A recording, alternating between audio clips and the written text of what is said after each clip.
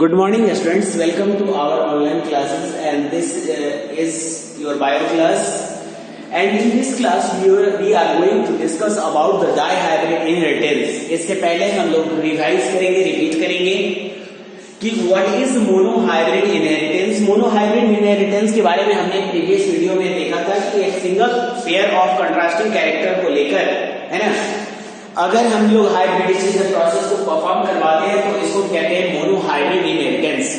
लेकिन यहाँ पर जो डाइहाइब्रिड इनहेरिटेंस है इसमें हम दो पेयर मतलब दो जो है और कंट्रास्टिंग कैरेक्टर्स को लेकर इनहेरिटेंस प्रोसेस को परफॉर्म करवाने वाले हैं और इसको हम लोग देखेंगे कि इसमें जो इनहेरिटेंस होगा, इसमें जो हाइब्रिडाइजेशन होगा, इसमें दो पेयर ऑफ कंट्रास्टिंग कैरेक्टर तो होंगे and are performing at the same time और सेम टाइम में हमने परफॉर्म करना है. तो हमने दो प्लांट्स चुना है जिसके पास दो डिफरेंट कंट्रास्टिंग कैरेक्टर्स हैं जिसके लिए अलग अलग पेयर ऑफ ट्रेट्स हैं. पहला कैरेक्टर है कि सेप ऑफसेट्स. इसमें एक का सेप है राउंड और दूसरे सेट जो है उसका सेप कैसा है, रिंकल. और दूसरे कैरेक्टर को हमने लिया तो that is colour of set और एक का कलर है येलो और दूसरे का कलर है ग्रीन.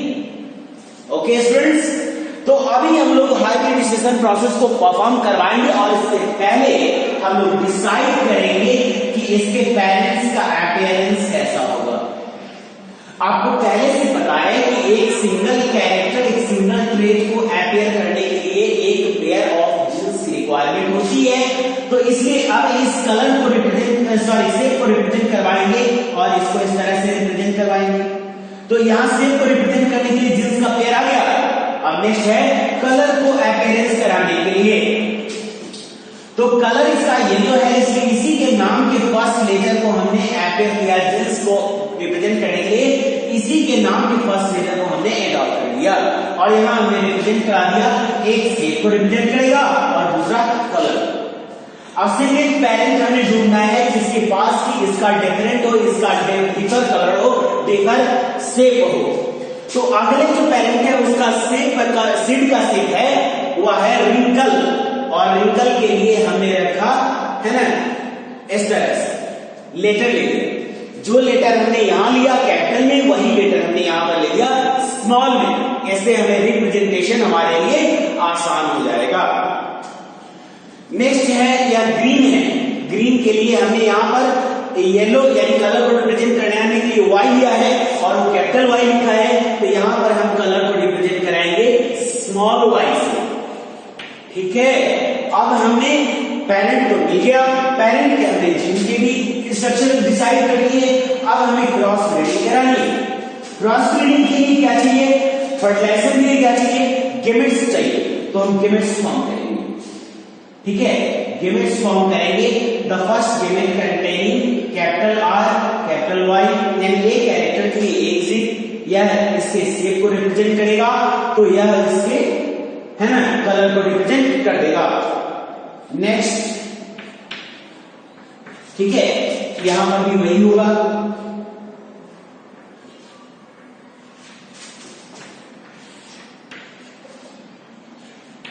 ये हो गया आपका सीड्स का रिप्रेजेंटेशन. नेक्स्ट है गिमेट्स का रिप्रेजेंटेशन.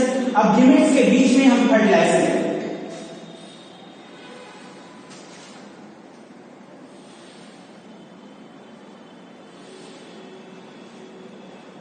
ठीक है, अब गिमेट्स के बीच में हम फर्टिलाइजर प्रोसेस को परफॉर्म करवाते हैं. तो हमें जो है वह चार ऑफ स्पेस हमने यहाँ पे डिसाइड किए. मतलब यहाँ पे डिफाइन किया है कि चार ऑफ स्पेसेस के गेनवेट और इन चारों ऑफ स्पेस को हमने रिप्रेजेंट करना है. ऑफ स्पेस के रिप्रेजेंटेशन के समय एक बात ध्यान में रखना है कि सिमिलर कैरेक्टर को अपीयर कराने वाले जीन्स एक पेयर में आएंगे यानी वह एक साथ रहेंगे.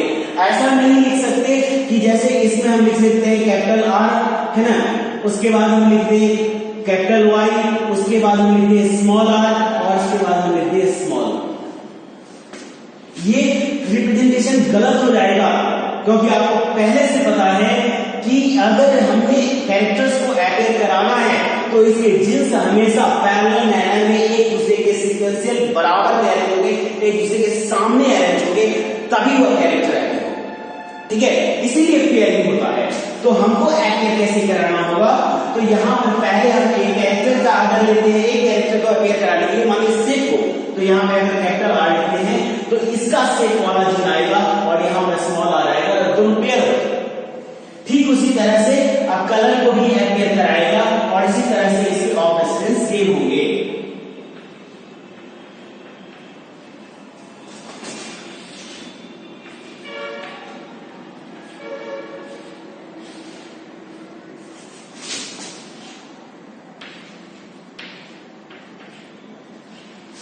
अब हमने यह गेम जो हुआ इस ऑफ स्पेस पैरेंटल क्रॉस के बाद इसको हमको पता है कि हमने लिखना है F1 जनरेशन, और F1 जनरेशन का जो फेनोटाइप कैरेक्टर है, that phenotype character is round and yellow, round and yellow. ठीक है, राउंड एंड येलो है, तो इसका मतलब यह हो गया, इसका हम सिंपल सा मीनिंग लगा सकते हैं कि इस पैरेंट का कैरेक्टर सभी F1 जनरेशन में अपीयर हुआ है और इस पैरेंट का कैरेक्टर हिडन रहेगा, हाइड हो गया, यह अपीयर नहीं हुआ F1 जनरेशन में, और इसलिए इस पैरेंट के जीन को हम डोमिनेंट रखेंगे और इस पैरेंट के जीन को हम क्या रखेंगे, रिसेसिव रखेंगे। और इसलिए हम इस पैरेंट के जीन को कैपिटल लेटर से और इस पैरेंट के जीन को स्मॉल लेटर से अपीयर कराएंगे, और यही हमने किया। ठीक है, तो इस तरह से हमने डिसाइड कर लिया कि हमारा F1 जनरेशन कैसा होगा, उसका फिजिकल अपीयरेंस कैसा होगा, उसका जेनेटिकल अपीयरेंस कैसा होगा। अब हमें तैयार करना है F2 जनरेशन। अब हम क्या करते हैं, F2 जनरेशन को गेन करने के लिए F1 जनरेशन के दो ऑफस्प्रिंग्स को एडॉप्ट करते हैं। ठीक है, अब एडॉप्ट करने के बाद हम यहां पर आएंगे, पहले जो अब F1 जनरेशन में जिसको हम ऑफस्प्रिंग्स कह रहे हैं, F2 जनरेशन के लिए वही दोनों क्या हो जाएंगे, पेरेंट्स हो जाएंगे। क्या हो जाएंगे, वो पेरेंट्स हो जाएंगे।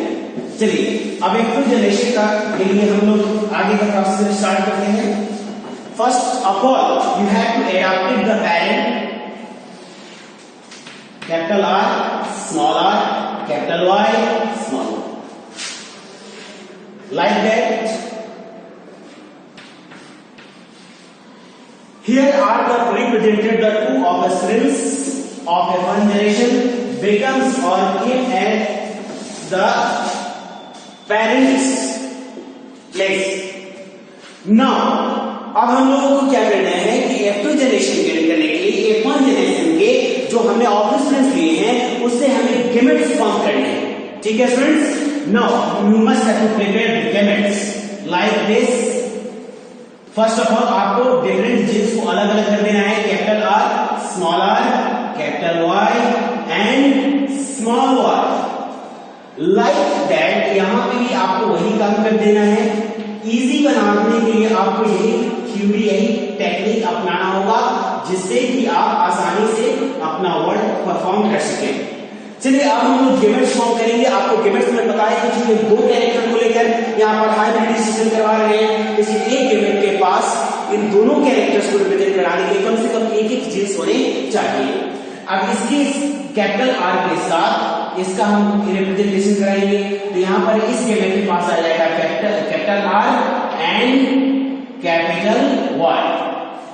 फिर इस कैपिटल R का पेयर बन सकता है इसके साथ, तो यहां पर बन जाएगा कैपिटल R, ठीक है ना, capital R but small y। Next gamete बनेगा इसके साथ, तो यहां पर यह आ जाएगा, तो यहां देगा small r but capital Y। इसके साथ स्मॉल r का पेयर बन सकता है इसके साथ, तो यह बना देगा small r and small y। And just like that आप यहां पर भी सेम पेयर पाएंगे, क्योंकि कंडीशन और स्ट्रक्चर सेम है तो पेयर भी सेम ही बनेगा, जीन्स का एलिमेंट सेम ही बनेगा, और आप यहां पर भी सेम कंडीशन देख सकते हैं, है ना। यहां पर भी आपका कंडीशन सेम ही रहेगा। ओके स्टूडेंट्स, तो आप लिख सकते हो यहां पर भी, ठीक है, capital R capital Y। Second condition हमको मिला capital R but small y, while next case small r but capital Y, and the next given form is has small r and small y। अब ये गिवेट्स हमारे पास बन गए total how do we perform the fertilization process and how do we keep the record of this fertilization process, हमें record कैसे maintain करना होगा, तो we must have to prepare a table, हमें एक टेबल प्रिपेयर करना है जिस पर हमें इन गेमेट्स को है ना हॉरिजॉन्टली एंड वर्टिकली अरेंज करना है, और आप अरेंज कीजिए इस तरह का टेबल आप फॉर्म कर सकते हो। क्योंकि आपके पास इंफॉर्मेशन सिमिलर है इसलिए इसको हम हटा देते हैं यहां से। चलिए हमने यहां से रिमूव किया। अब आपको एक टेबल अरेंजमेंट देखना है इस तरह का, इसमें 4 गेमेट्स को आपको अरेंज करना है, इसलिए आपको है ना दोनों साइड से 4-4 ही रोज और 4 कॉलम्स भी लेने होंगे, 4 रोज और 4 कॉलम्स। ओके, तो आप 4 रोज बना लीजिए, 1 2 3 एंड 4 बन गया 4, 1 2 3 एंड 4। नाउ नेक्स्ट 1 2 3, यहां पर भी आपको 4 बनना, चारों के अरेंजमेंट की जिस तरह से आपने अर्ली क्लासों में पढ़ा होगा कि आपको मल्टीप्लिकेशन चार्ट बनाना होता है, आपको ठीक वैसा ही यहां पर भी मल्टीप्लिकेशन चार्ट बनाना है। जैसे यहां पे हम लिख देते हैं 2 और यहां पर लिख दिया 5, यहां पर लिख दिया 4, यहां पर लिख दिया 6, और अब हमने इस टेबल में फिलअप करना है तो 2 5 जा 10, वैसे ही 4 6 जो है 2 6 जा 12, इस टेबल में है तो 5 4 जा 20, और यहाँ पर 6 4 जा 24। तो यहाँ पे हमें टेबल तो नहीं लिखना है, लेकिन हमारा वर्किंग जो प्रोसेस होगा it is just like that. आपको वर्किंग प्रोसेस वही करना है। फर्स्ट ऑफ ऑल आपको गेमेट्स को अरेंज करना है। यहाँ पे देखिए पहला गेमेट है capital R and capital Y containing gene containing gamete. Second gamete है जिसके पास है capital R but small Y containing gene, और third gamete has small R and capital Y, and last has the small R and small Y. And like that जैसा हमें यहाँ पे arrangement दिखाया है इस टेबल के सामने सामने, वैसा ही आपको यहाँ पे भी अरेंजमेंट करना है। That is capital R and capital Y, capital R but small Y, small R capital Y, and that is small R and small Y. यहाँ पे सारे अरेंजमेंट्स करने के बाद हमें अब टेबल देखना है कैसे अरेंज होगा। देखिए इसके सामने लिख देंगे, इसमें इसका और इसका होगा मल्टीप्लिकेशन, तो यहाँ पे होगा capital R small capital Y and capital Y. अब यहाँ पे आया अगले टेबल, तो इसमें का इसका और इसका मल्टीप्लिकेशन होगा, तो यहाँ पे होगा capital R and capital R दोनों में कैपिटल है, और यहाँ पर एक कैपिटल वाई है बट यहाँ पर कौन सा वाई है, स्मॉल वाई है, तो हम यहाँ पर लिख देंगे capital Y and second is small. ऐसे ही मल्टीप्लिकेशन टेबल आपको ये पूरा कंप्लीट करना है, और आप करके इसका आप रेशियो निकाल लेंगे। रेशियो में हमने 2 टाइप का बताया है आपको, एक जीनोटाइप रेशियो और दूसरा फेनोटाइप रेशियो।